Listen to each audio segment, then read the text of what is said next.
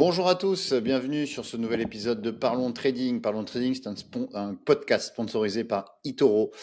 Pour ce nouvel épisode de Parlons Trading, on va parler de l'or, car l'or a, selon moi, une configuration graphique qui est intéressante. Alors, on va démarrer tout de suite. Donc, avant toute chose, le disclaimer, ce sont les clauses de non-responsabilité. Tout ceci pour vous dire que cette communication n'est pas une recommandation d'achat ou de vente d'instruments financiers et non plus un conseil en investissement. Voilà. Donc, si vous souhaitez le lire, je vous laisse le lire. Alors, voilà, on va parler de l'or. Alors, l'or, effectivement, vous avez dû peut-être le voir récemment, depuis le début du conflit au Moyen-Orient, l'or a perdu entre le point haut et le point bas 23%. Alors, plusieurs raisons à cela, c'est-à-dire que l'actif de refuge par excellence, c'était le dollar américain, et comme l'or est coté en dollars, lorsque le dollar monte, l'or, se replie mécaniquement.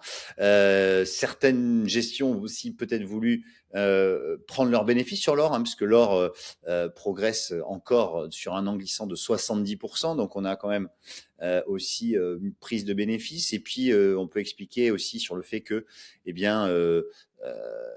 certains investisseurs aient pu se détourner de l'or pour investir sur les obligations d'État qui rapportent un rendement, enfin un intérêt. Et lorsque les taux remontent, puisqu'on a vu que les taux courts notamment remontaient, l'or en général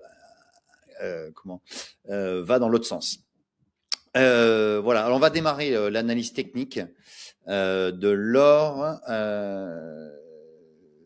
Hop, voilà. Donc, on va démarrer tout de suite. Voilà, hop. Donc, vous avez sur ce graphique,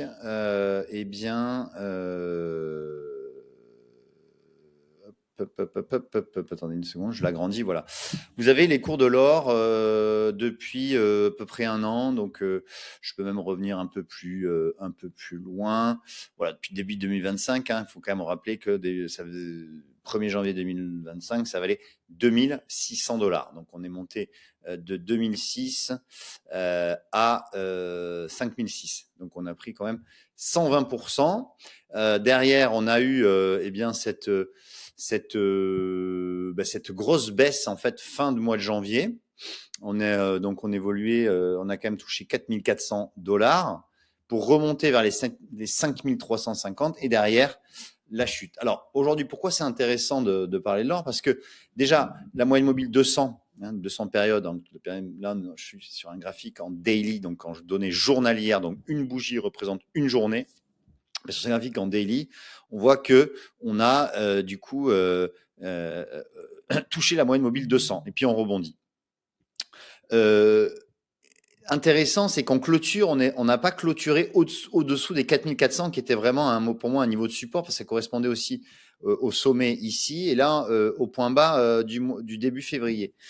Donc derrière, on fait cette mèche. En général, ça veut dire que les acheteurs reprennent la main, et derrière, on rebondit.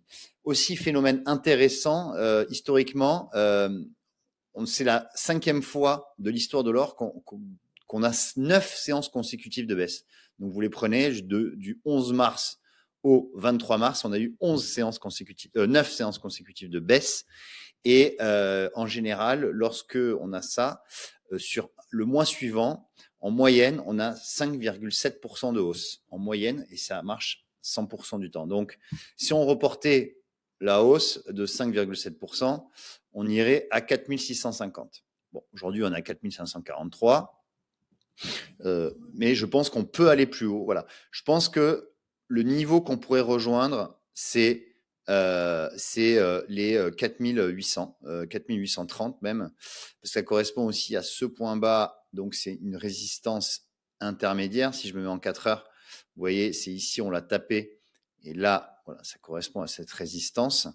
Mais je pense que effectivement, on pourrait avoir un rebond. Alors déjà, il y a aussi cette résistance intermédiaire ici, que je mets en rouge, les résistances. Voilà. Là, même, on va dire qu'elle est ici, voilà, à 4730. Déjà, à 4730, ça pourrait être le premier niveau. Et ensuite, ça dépasse 4830. Un phénomène intéressant aussi, pour conclure, c'est que on a le RSI, l'indice de force relative, qui, vous voyez, a touché, est passé sous les 30. Et en général, lorsqu'on est sous les 30, en général, ensuite derrière, on a un rebond. Ça veut dire qu'on était en zone de survente. Donc, c'est bien normal qu'il y ait ce rebond. Voilà. Donc, pour récapituler, on peut donc dans ce rebond viser 4730 puis 4830 en extension, voire après aller plus haut. En revanche, le scénario serait invalidé si on repassait sous les 4200 ici, si on repassait sous, selon moi, les 4270, on va dire 4200, voilà, 4270. Si on repassait dessous, on pourrait après, ouais, on va même mettre,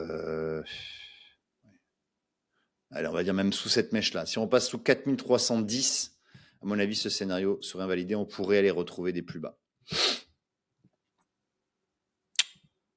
Voilà, je vous remercie de m'avoir suivi. N'hésitez pas à mettre un petit like si ça vous a plu ou suivre la chaîne eToro France. Et quant à moi, je vous dis à la semaine prochaine pour un nouvel épisode de Parlons Trading.